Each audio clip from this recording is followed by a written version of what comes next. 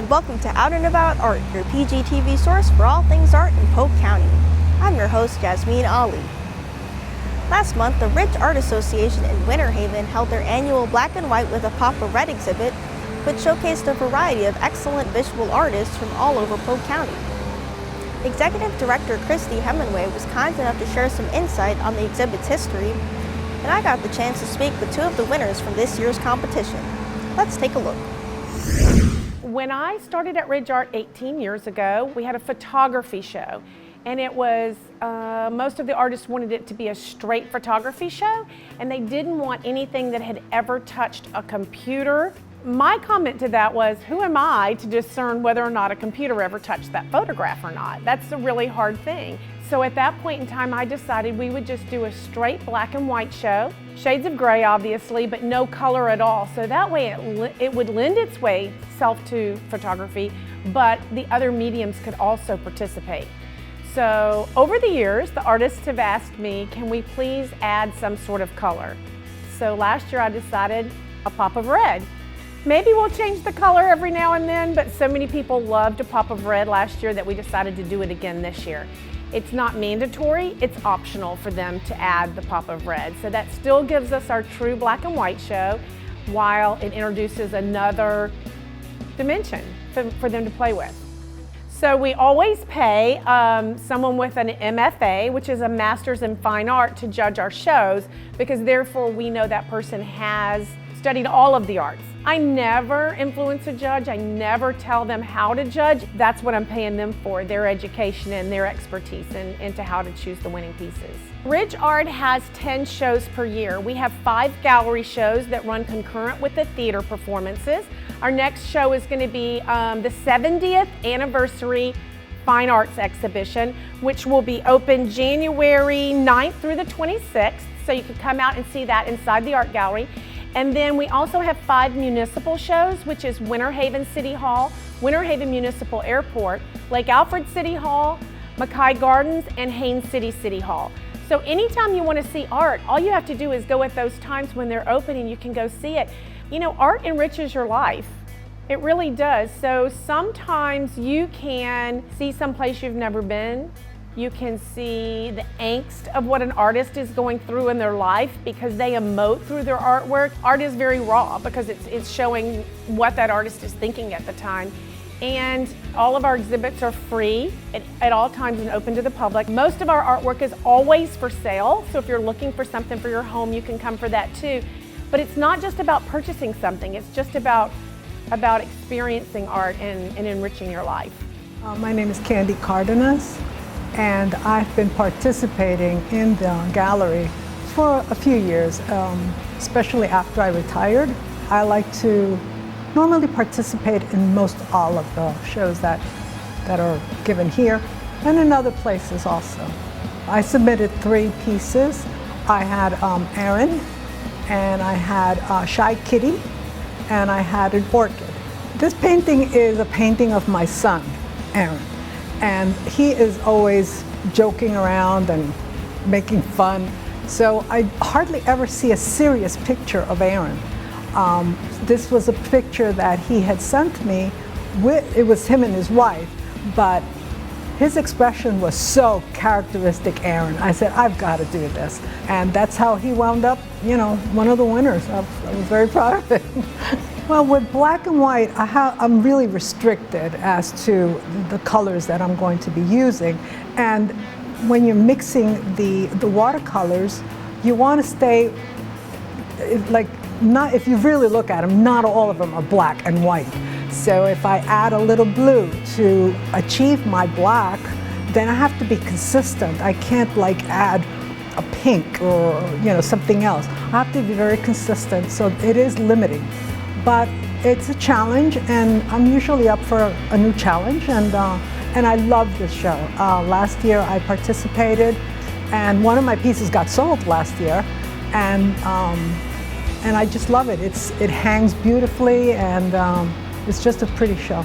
Art is just something that's so personal that you are able to share stories through your medium. Going through this gallery, you can see all kinds of art. somber, happy, different. And I think that's important for not just this community, any community, to be able to participate in seeing the arts and maybe even joining. You never know. You could be an artist and not know it, and this could inspire you to try. Hi, my name is Gary Chappell. I'm a fine art, wildlife, and nature photographer. I've been involved with Ridge Art for 5 or 6 years now. I've been doing photography for about 50 years. We used to come to the shows, and I would wander through this gallery and finally thought I should find out how to enter, and it's been a wonderful group of people to work with. What I like about black and white art is that it gives you the importance of the details. You now are looking at something that you see every day, but you're looking at it differently. It's almost an abstract automatically just because it's black and white.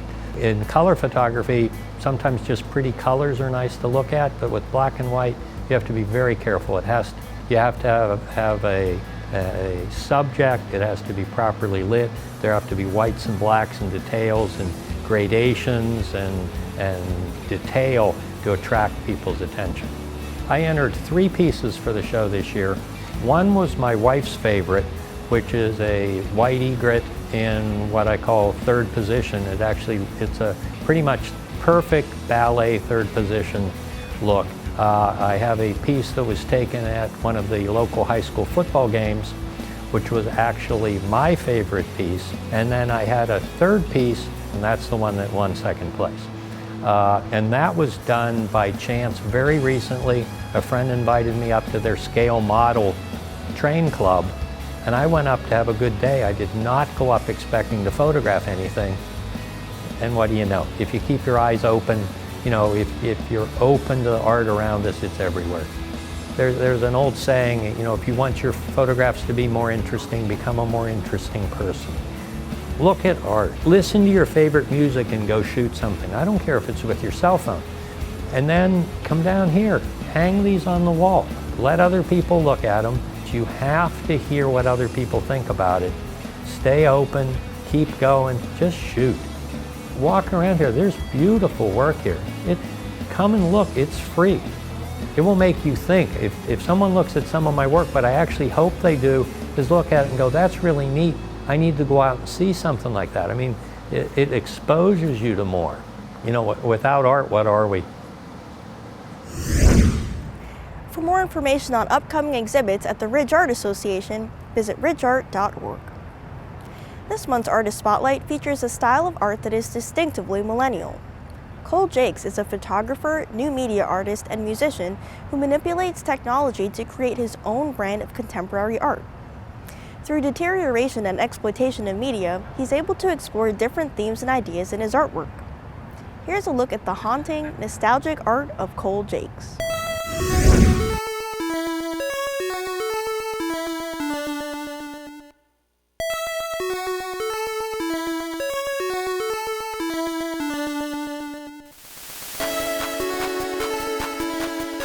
I'm 24. I'm born and raised in Lakeland, Florida, and I'm a photographer and new media artist.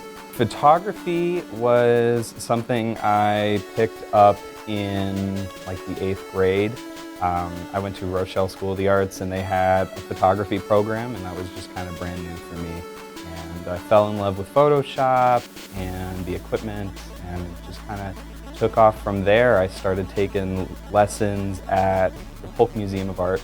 A lot of my art is very process heavy. It's a result of how it's being altered afterwards. A lot of my art deals with errors and the deterioration of media.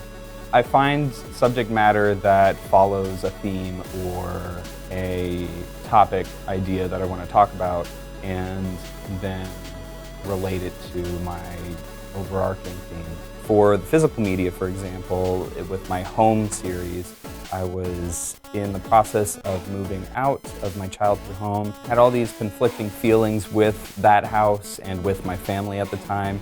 So I wanted to deal with that in a visual way, depicting burning houses.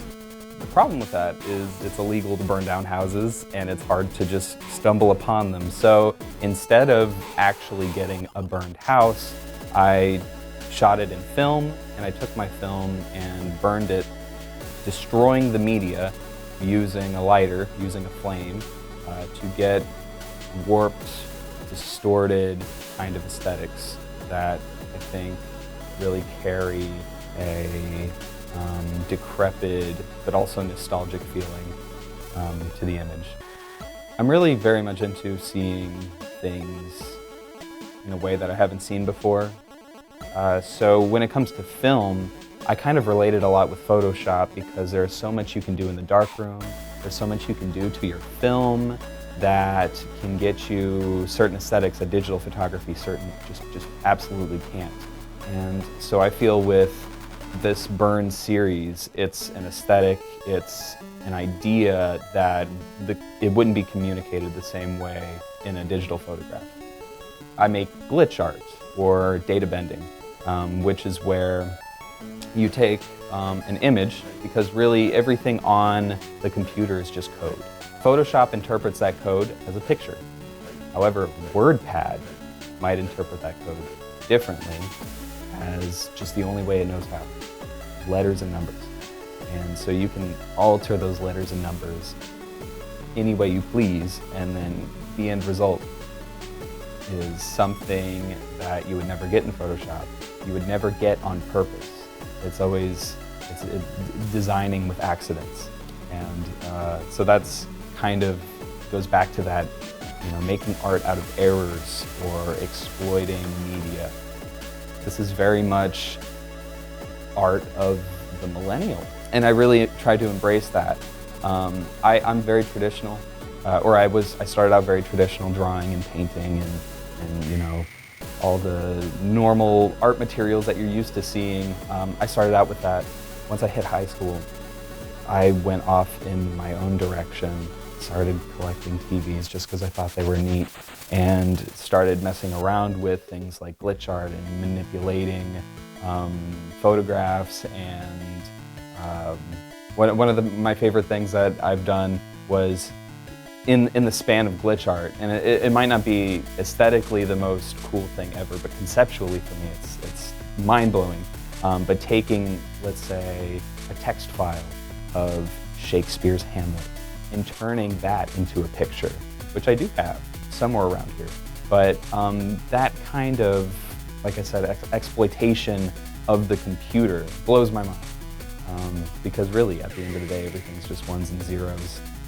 I got really involved in music, and a certain type of music which I really connected with. It's a very underground electronic scene of music called chiptune or chip music, which is basically music created on old computer hardware that is using those specific sound chips in order to create music. So I am a part of that. I am a performing musician, and I use a Game Boy.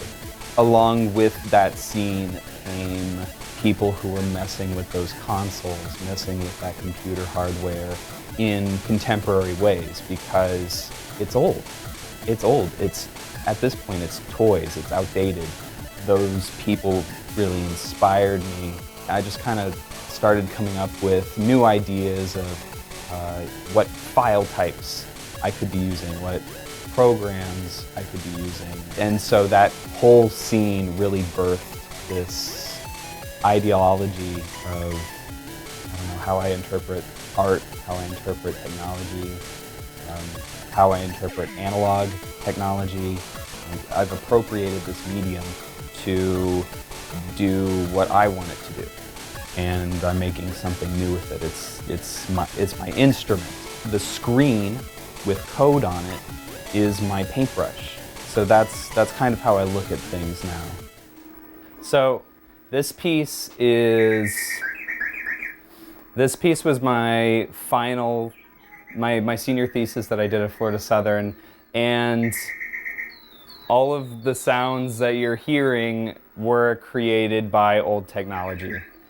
And so there's no actual real nature, but it's about humanizing technology. So the TVs are reacting to the sounds that are being played, and those sounds are created by my Game Boy, That's a bad one.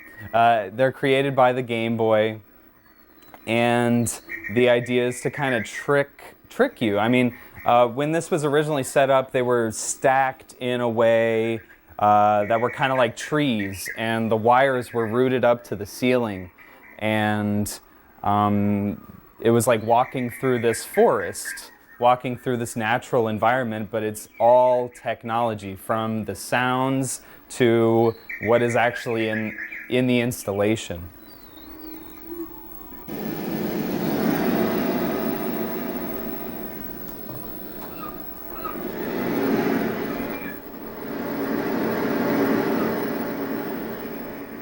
This is the ocean.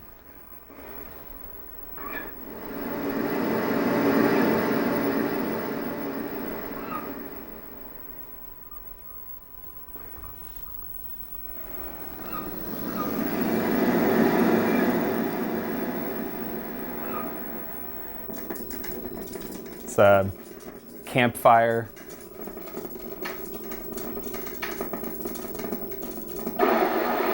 It's a creek.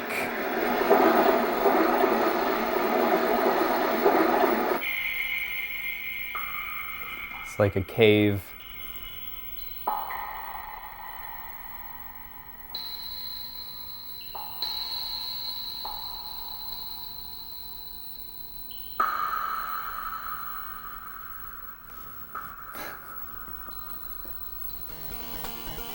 I'm always shy to do art events or to show my work to people because it's very much, I always feel like it's something that only I like. I very much make art for me. One of the problems that a lot of people have with understanding contemporary art is it's very much art for other artists. So I hope that people are drawn in because they like the way that it looks. And then I hope that they ask questions from there. It has a lot of explaining to it, but I don't know, I feel like it's worth hearing about and learning about, and when you know what it is, I feel like it can change the perspective of what a computer is, or if you're an artist, how art can be made. The Polk County art scene is absolutely, it's going in great places, especially with galleries and art studios like here at Artifact. There are a lot more people here doing very interesting things than there were 5 years ago, 10 years ago. A lot of galleries are opening up, a lot of small galleries are opening up, and a lot of people are very much into what's new. And that makes me very happy, that makes me very excited, and that makes me very inspired as well. For more information on the artwork of Cole Jakes, you can follow him on Instagram. Just search for Cole_Jakes_art. You can also support his music by visiting boywithoutbatteries.bandcamp.com. Our last segment this month focuses on a distressing topic. Trafficked, an original play written by Bartow native Gretchen Suarez Pena, makes its Polk County debut this month at Lakeland Live. The play, which was produced by local nonprofit Just Right Lakeland, shines a light on the horrific reality of human sex trafficking. I got the chance to learn more from the writer herself, who shared about the process and inspiration for the piece, as well as how she hopes it will benefit everyone who sees it. Let's take a look. You did it with me. You did it with my friend. What's the big deal? Just do it again. Here, drink this. I said drink it! You want to get beaten? Then get in there! Did I stutter? Line, you want to eat? Then get in there. That's sorry. You want to eat? Then get in there! Snort this line and go! I swear, I will kill your little brother and the rest of your family! Good job. Tonight, you get to choose between sleeping and eating. The grooming process can take as little as a couple of weeks to months. The main inspiration for this piece, when I was living in Miami, I had a friend who was working in victim advocacy for human sex trafficking survivors, and she taught me a lot about this issue. And then when I moved to Polk County and I started writing again, I really wanted to tell this story because I thought it was really important. And then to find out that here in Polk County, it is a hotbed. Tampa, the state of Florida is a hotbed for human sex trafficking. And I think the real thing that we want to have everyone understand and know is that this doesn't happen in some far off country. It happens here in the United States, happens here in Florida, happens here in Polk County. The play itself took about a year and a half to write. Just Right Lakeland, who's producing the piece, this January, they invited me to come. We read the piece as a table read. I got feedback from them, made edits then we did another table read. I got feedback from organizations, from Lakeland PD, for the Polk County Sheriff's Office. Got feedback from them and then made more edits. So it's really gone through quite a process of editing. One of the important things to know about human sex trafficking is that social media is a big component of it. So the average age of a trafficking victim is actually 13, and a lot of them are lured and groomed via the social media, but also it's trusted people. So children are trafficked by their families for drug money or just for money in general. People are usually trafficked or abused by people that they trust or that they know. And it's not always that sleazy person in the back alley. It's, the people who are buying and selling sex are people that are your neighbors or people that you meet in the supermarket or professionals. And so you see these busts that happen and you think, oh, how could this person have done this? And you realize that they're a professional that works, here locally. Be aware to vet the people that are around you and who you leave with your kids with, that sort of thing. I mean, it seems like basic knowledge, but it's one of those things that sometimes gets overlooked. I was very afraid to write about this topic. I wish that it wasn't a topic that I had to write about, but I felt really convicted, felt really like it was a really important topic to write about because I really wanted to bring awareness to it. I'm not an expert, so I'm not claiming to be. I just felt it was important to write a piece. I wanted to write this piece because I felt that it was an important issue. But yes, there is a healthy fear that I have about people watching this because I know that it's going to make a lot of people uncomfortable. It's definitely a risky piece to write, not only just in Polk County, but just in general. It's only playing January 10th through 12th. However, we're hoping to possibly do it again, at some other time.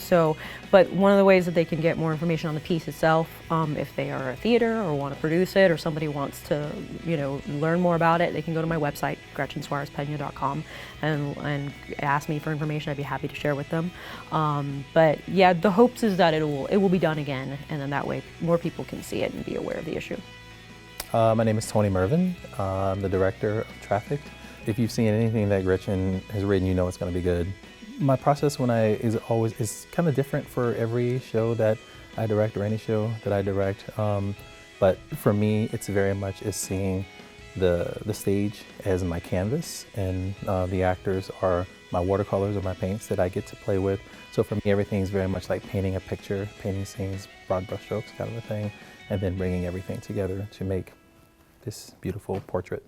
One of the first things that I talked about with the actors is it was going to be a process. It was going to be a process, and that what it involved a lot of was them trusting the best parts of themselves with me, and me doing the same with them and coming together to create this, to help bring this beautiful piece of art alive. It's very heavy, and when you're in the middle of doing this, you're digging into some really deep places in yourself, and it's finding that moment. For me as an actor and a director, I always feel that there's a moment where you call what I call catching the energy, and there's a moment where you find that in your rehearsal process where you catch an energy, and then what's going on with the piece that you're working with. There's that moment where as an ensemble you come together and you catch that energy together, and then there's a moment during the process when you're on stage and you're actually performing it where you catch that energy with your audience as well. So that's, for me as an artist, what I always look for.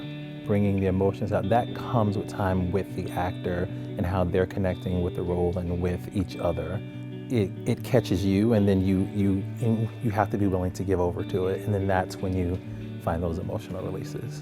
My name is John Durbin. I'm playing Officer Paul Smith in the kind of the history of trafficking. Police departments used to, you could be bought off, you could be bribed by the traffickers, but he stepped out of that mode and went against it and went in and rescued a good bunch.